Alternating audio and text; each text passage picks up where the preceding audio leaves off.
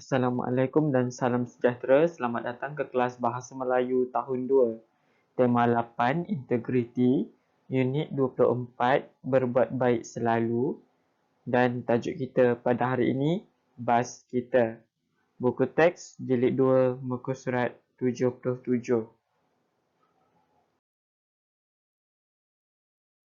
Kemahiran bahasa, kemahiran menulis, standard kandungan, menghasilkan penulisan, standard pembelajaran, mengedit dan memurnikan hasil penulisan daripada aspek ejaan, tanda baca, penggunaan kata. Objektif pembelajaran. Pada akhir pembelajaran, murid dapat mengedit dan memurnikan hasil penulisan dari aspek ejaan, tanda baca dan penggunaan kata. Seterusnya, aktiviti kita pada hari ini, kita akan mengedit dan memurnikan teks dari aspek ejaan, tanda baca dan penggunaan kata yang betul. Baiklah, mari kita lihat buku teks jilid 2 muka surat 77. Tajuk kita pada hari ini, Bas Kita. Dan di sini terdapat teks yang kita akan betulkan dari aspek ejaan, tanda baca dan penggunaan kata. Baiklah, kita akan mengenal pasti kesalahan ejaan, tanda baca dan penggunaan kata dalam teks. Tajuk Bas Kita, Perenggan 1. Selamat tengah hari Pak Cik. Alice dan kawan-kawannya menyapa Pak Salim, pemandu bas. Selamat tengah hari anak-anak. Pak Salim menyahut salam mereka dengan senyuman manis. Kesalahan yang terdapat di sini ialah tanda baca sepatutnya ada pengikat kata. Berikut adalah teks yang telah dibetulkan kesalahan tanda baca.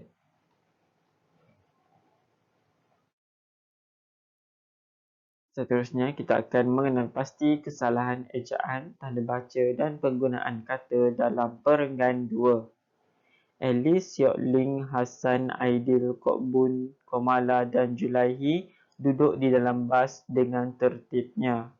Alice duduk bersama-sama Siok Ling. Hassan pula duduk bersama-sama Julaihi. Alice dan Siok Ling membaca buku cerita. Hassan dan Julaihi pula bercerita tentang tugasan sekolah. Mereka tidak membuang masa. Kesalahan yang terdapat di sini ialah kesalahan tanda baca, koma,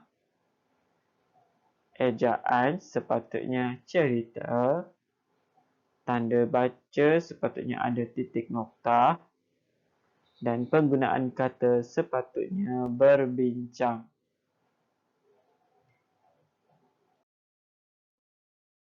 Baiklah, ini adalah teks yang telah dibetulkan kesalahan ejaan, tanda baca dan penggunaan kata.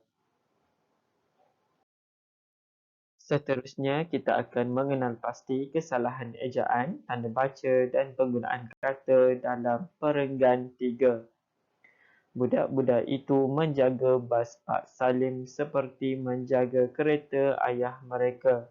Mereka tidak mencunting atau merosakkan tempat duduk di dalam bas itu.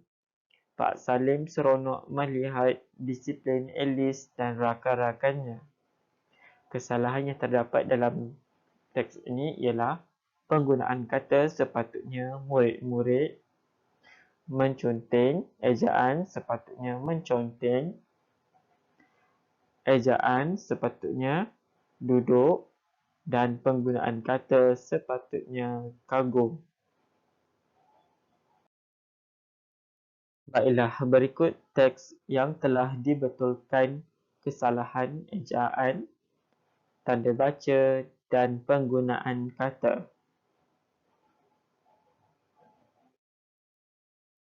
Seterusnya, kita akan mengenal pasti kesalahan ejaan, tanda baca dan penggunaan kata dalam perenggan terakhir.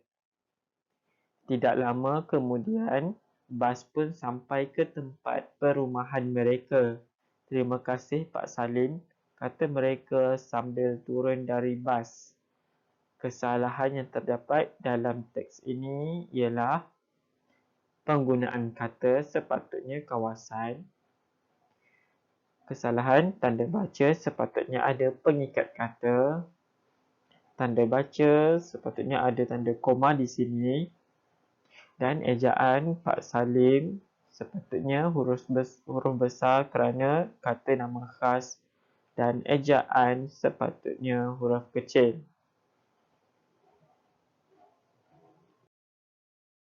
Baiklah, berikut adalah teks yang telah dibetulkan kesalahannya dari aspek ejaan, tanda baca dan penggunaan kata.